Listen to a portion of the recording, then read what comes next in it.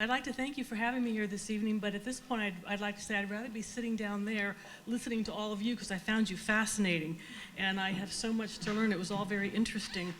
It probably might seem a little odd. It seemed odd when Sarah asked me to speak to you because I am not a dementia subject matter expert like you. I'm not a doctor or a researcher or a social worker or a clinician of any kind.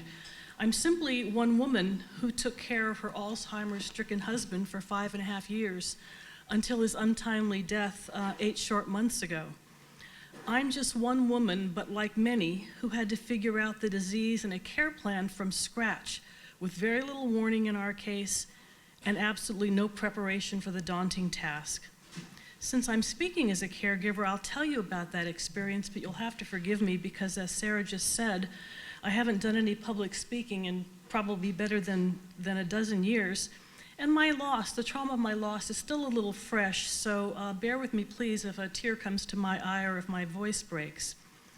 Taking care of my husband became the most profound and consequential responsibility of my entire life, even as I stack it up to raising my 2 children.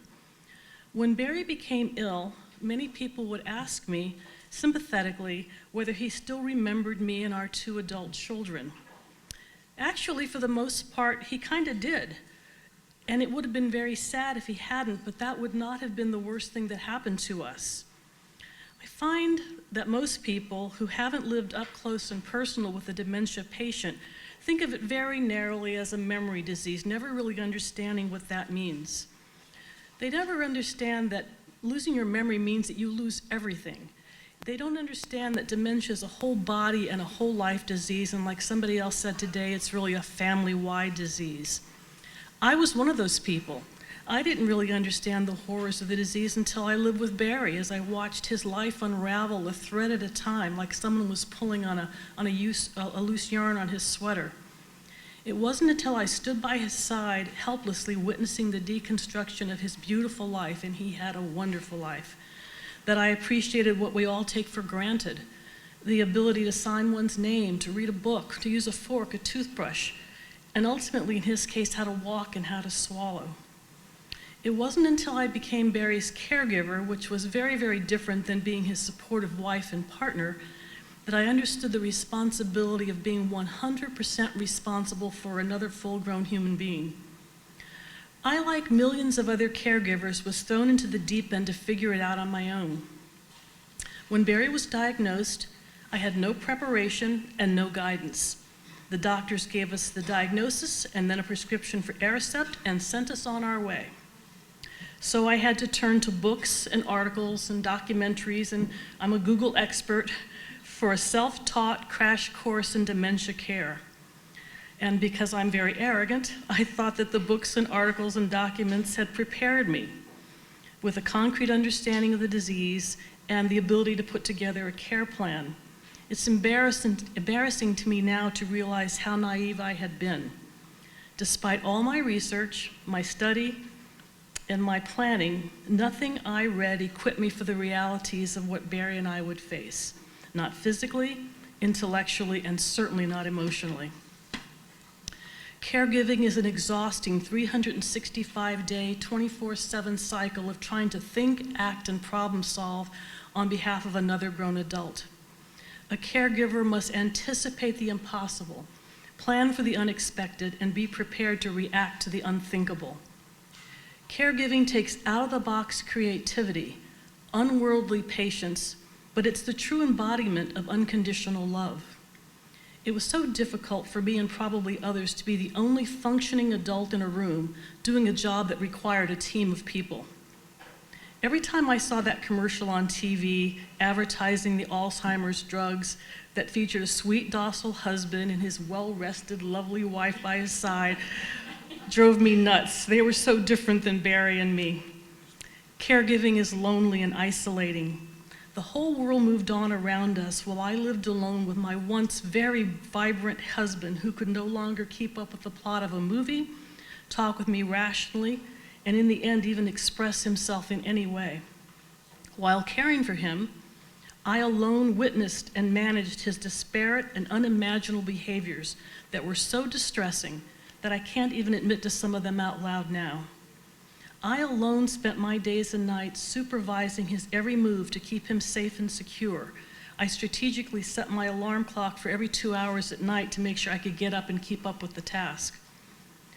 I alone sat with my bank statement and calculator trying to plan for the extraordinary care expenses that lay in our future for an unknown term.